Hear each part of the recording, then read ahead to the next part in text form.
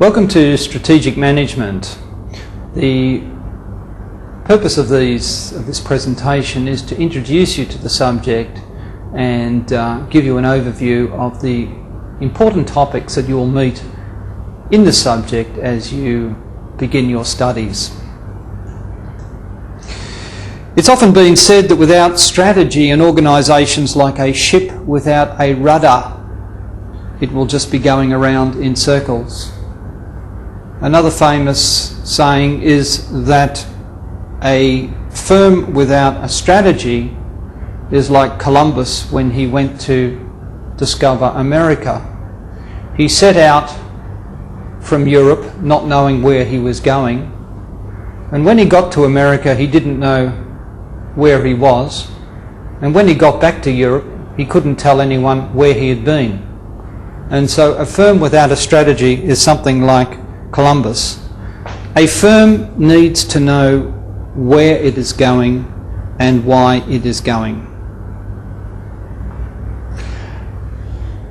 A job of a manager is not only to see a company as it is, but also what a firm can become. And this is what strategic management is all about. It is forward thinking. What do we want our company to become? A strategy is seen to be a commitment to undertake one set of actions rather than another. In other words, strategic management is about looking at a range of options that a firm can undertake, a range of courses that a firm could set itself upon and deciding which one to take. It's a little bit like an explorer. An explorer may face a number of routes that they may take, but ultimately they can only take one, and so they must make a choice of what they believe to be the best route, the one that will bring them the best results. And so it is with a company. There are 5 tasks involved in strategic management. Firstly, a firm must develop a strategic vision and a mission. In other words, they must have a vision, they must have an overall goal as to where they want to go. They have a vision of what they want the company to be when they achieve their goals, and they have a mission which states what the firm is all about, what their purpose for existence is all about.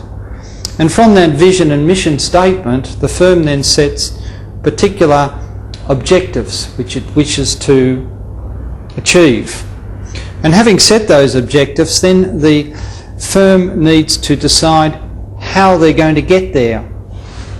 If, for example, we in our own lives, if we decided that we are going to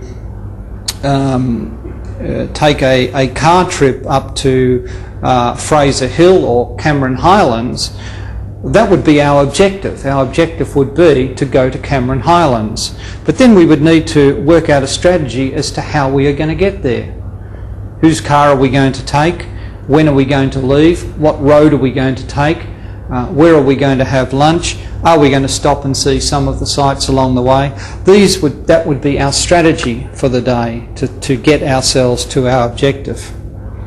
Then a firm needs, having set its objectives and the strategy as to how it's going to get there, then it's necessary to implement or execute the strategy. In other words, to put the strategy into action, to actually do something.